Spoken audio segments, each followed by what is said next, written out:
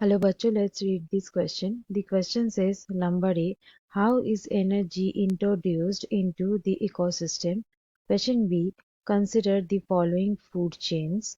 If energy available at the producer level in both the food chains is 100 joule, in which case will hogs get more energy as food and by how much? Justify your answer.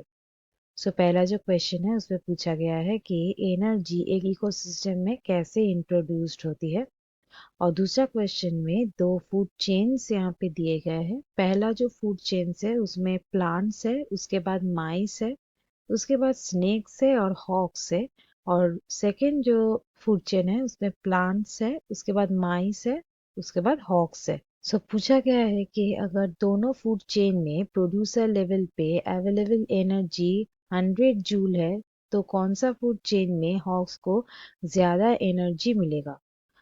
और जो भी answer होगा उसका proper justification हमें provide करना पड़ेगा। Let's start the discussion. जान लेते हैं इस क्वेश्चन का की कंसेप्ट क्या होगा। इस क्वेश्चन का की कंसेप्ट है फूड चेन। सबसे पहले हम लोग जानेंगे कि ये फूड चेन ये टर्म का मीनिंग क्या है।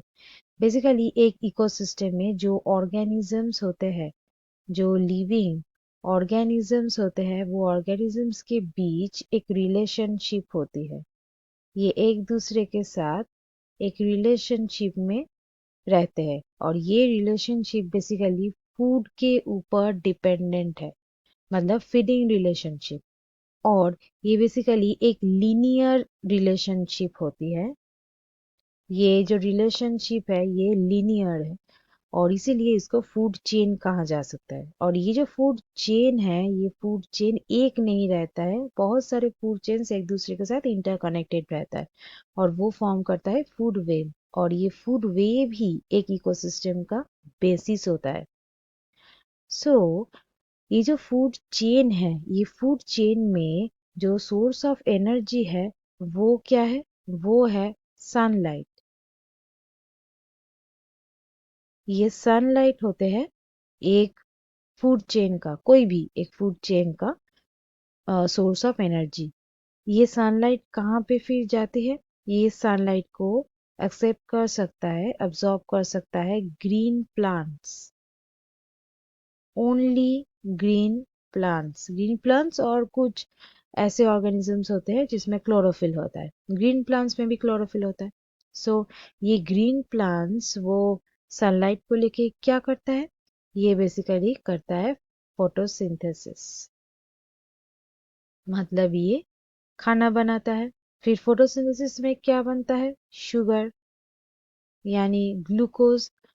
ये जो फूड है, यानी कि ये जो कार्बोहाइड्रेट है, ये जो शुगर है, ये फिर कहाँ पे पास हो जाते हैं? ग्रीन प्लांट्स से। ग्रीन प्लांट्स ये अपना खाना खुद बना सकता है, इसलिए ये होते हैं प्रोड्यूसर। ये होते हैं प्रोड्यूसर। फिर ये प्रोड्यूसर लेवल से कहाँ जाता है? कंज्यूमर लेवल पे।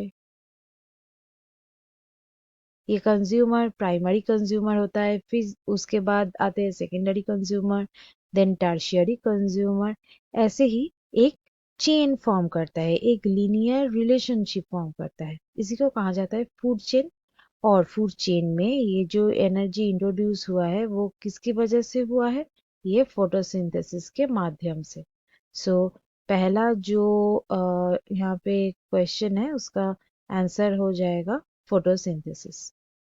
नेक्स्ट आते हैं नंबर बी में। नंबर बी में दो फूड चेन दिया गया है और यहाँ पे एनर्जी फ्लो हो रहा है। सो ये जो एनर्जी फ्लो हो रहा है that is flow of energy. ये फ्लो ऑफ एनर्जी का कंसेप्ट एक लॉ के ऊपर बेस्ड है। वो है 10% लॉ ऑफ एनर्जी। साइंटिस्ट लिंडेमैन ने ये लॉ प्रपोज किए थे। ये लॉ के अनुसार क्या होते? बेसिकली एक फूड चेन में हम लोगों ने देखा कि यहाँ पे प्रोड्यूसर है। प्रोड्यूसर के बाद आते हैं primary consumer, then secondary consumer, उसके बाद आते हैं टर्शियरी कंज्यूमर। सो ऐसे ही जो लेवल्स है वो हर एक लेवल से जब एक लोअर ट्रॉपिक लेवल से और एक ट्रॉपिक लेवल में जाएगा एनर्जी, तो सिर्फ 10% ही ट्रांसफर हो पाएगा। बाकी जो परसेंटेज है, बाकी जो रिमेनिंग जो एनर्जी है वो क्या हो जाएगा, आइदर वो रेस्पिरेशन में लॉस्ट हो जाएगा या फिर इनकम्प्लीट डाइजेशन हो जाएगा। सो किसी भी वजह से वो क्या हो जाएगा, लॉस्ट हो जाएगा, वो ट्रांसफर नहीं हो पाएगा। सिर्फ 10% ही एक ट्रॉफिक लेवल से और एक ट्रॉफिक लेवल में जा सकता है, मतलब लोअर ट्रॉफिक लेवल से हायर ट्रॉफिक लेवल में जा सकता है। सो यहाँ पे दो फूड चेन्स यहाँ पे दिया गया है। पहला फूड चेन में आते हैं, यहाँ पे प्लांट्स है, प्लांट्स के बाद है माइस, माइस के बाद है स्नेक्स, और स्नेक्स के बाद है हॉक्स। सो प्लांट्स जो लेवल है वहाँ पे वो प्लांट्स यहाँ पे प्रोड्यूसर है। सो यहाँ पे अवेलेबल एनर्जी है 100 जूल, यहाँ पे है 100 जूल। सो उसका जो 10% है वो जाएगा माइस में। सो अगर इसका 10% हुआ तो माइस में जाएगा 10 जूल। फिर इसका 10% जाएगा स्नेक्स में, दैट इज 1 जूल। फिर ये 1 जूल का भी 10% जाएगा हॉक्स में, दैट इज 0.1 जूल। नेक्स्ट जो फूड चेन है उसमें आते हैं, यहाँ पे है प्लांट्स, प्लांट्स के बाद है माइस, और माइस के बाद यहाँ पे है हॉक्स। सो यहाँ पे प्लांट्स में है 100 जूल अवेलेबल, उसका 10% जाएगा माइस में। सो ये जाएगा 10 जूल। फिर 10 जूल का 10% ये जाएगा 1 जूल में। सो ये हॉक्स में गया। फिर 1 जूल, यहाँ पे है 1 जूल सेकेंड फूड चेन में, और पहला फूड चेन में है 0.1 जूल। तो इसका मतलब ज्यादा किस में हुआ, ज्यादा हुआ ये सेकेंड फूड चेन में। सो सेकेंड फूड चेन में ज्यादा इसको एनर्जी मिलेगा। So students, hope you understood it well. Best of luck.